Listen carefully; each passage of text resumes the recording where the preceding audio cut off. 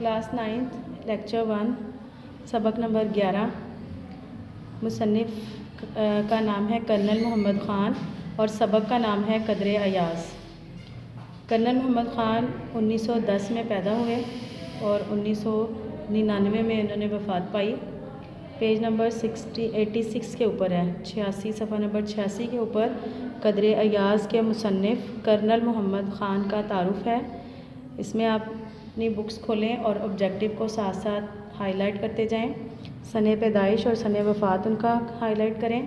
1910 है सने पैदाइश और 1999 सने वफ़ात। उर्दू के मुमताज़ मज़ाहनिगार कर्नल मोहम्मद ख़ान चकवाल में पैदा हुए। इब्तदाई तालीम अपने ही गाँव में हासिल की। मैट्रिक के बाद गवर्नमेंट कॉलेज लाहौर में दाखिला लिया। इसी दौरान में दूसरी जंग अज़ीम शुरू हो गई। चुनाचे 1940 में बतौर सेकंड लेफ्टिनेंट कमीशन हासिल किया। क़याम पाकिस्तान के बाद दिफ़ाई पाकिस्तान में हिस्सा लिया। 1965 में रन कच्छ के महाज पर नुमायाँ कारनामे अंजाम दिए। दिफ़ाई पाकिस्तान यानी 6 सितंबर का जो डे है उसको यौम दिफ़ा कहा जाता है।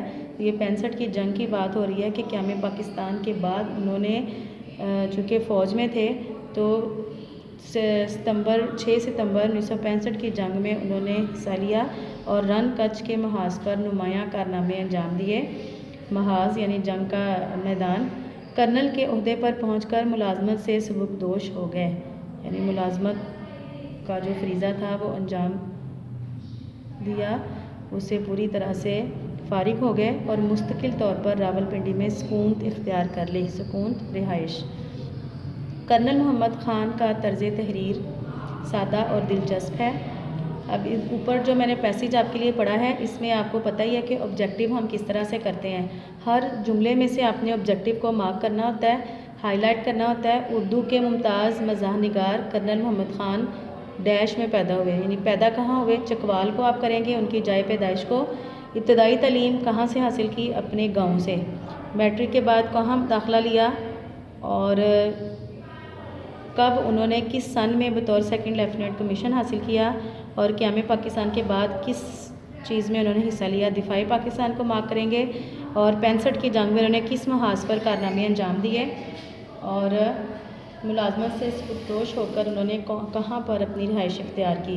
ये सारा फर्स्ट पैराग्राफ का ऑब्जेक्टिव है, इसको हाईलाइट करें। इसके बाद next paragraph, colonel Mohammad Khan का तर्ज़ तहरीर सादा और दिलचस्प है। ये तर्ज़ तहरीर भी अक्सर व बेशतर पूछ लिया जाता है मुसन्निफ़ीन का, तो इसी में भी आप सादा और दिलचस्प इस दोनों को इनको हाईलाइट करें। उनकी तहरीरों का असल हुस्न सादगी और खुलूस है। वो बीते हुए वाक़यात को इस अंदाज़ में बयान करते हैं कि उनमें छुपी हुई ज़राफ़त दिल में घर कर जाती है। ज़राफ़त क्या होती है? हंसी मजाक, दिल लगी की बातें। मज़ाक के साथ साथ वो इंसानी कमज़ोरियों यानी झूठ, तसन्नो बनावट को कहते हैं, दिखावे को कहते हैं, और बनावट के रवैयों पर तंज करते भी नज़र आते हैं। यानी उन्होंने मज़ाक को तो इख्तियार किया, अपनी तहरीरों में उन्होंने हंसी मज़ाक को शामिल किया, लेकिन इसके साथ साथ वो झूठ और दिखावा और बनावट इन चीज़ों पर तंज करते हुए नज़र आते हैं। उन्होंने कई मौज़ूआत पर बड़े गिरां कदर बहुत अहमियत वाले, बहुत कदर रखने वाले, भारी कीमत के और अहमियत के हामिल मज़ाहिया मज़ामीन लिखे। उनके यहाँ मज़ाह निगारी का एक सुलझा हुआ अंदाज़ नज़र आता है।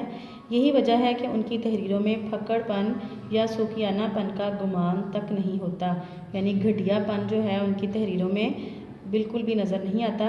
सादगी, मानी आफरीनी, बावकार तंज़ो मज़ाह उनकी तहरीरों की नुमायाँ खूबियाँ हैं। उनकी तसानीफ़ में बजंग आमद, बसलामत रवि और बज़्म आराइयाँ शामिल हैं। और ये जो चैप्टर है ये किस से लिया गया है, इनकी किस तसनीफ़ से लिया गया है, इसका माखज़ कुछ भी नहीं है, मेंशन नहीं है इसमें। ये बस इनकी तसानीफ़ के नाम है जिनको आपने अच्छे से याद करना है, क्योंकि जो मुसन्निफ़ीन हैं उनकी तसानीफ़ के को पूछकर भी ऑब्जेक्टिव जो है वो पूछा जाता है। तो पेज नंबर 86 के ऊपर आपने तारुफ़ पढ़ा कर्नल मोहम्मद ख़ान का, जो कि मुसन्निफ़ हैं आपका सबक नंबर 11 कदरे अयाज़ के। तो इसको आप अच्छे से ऑब्जेक्टिव को प्रिपेयर करेंगे।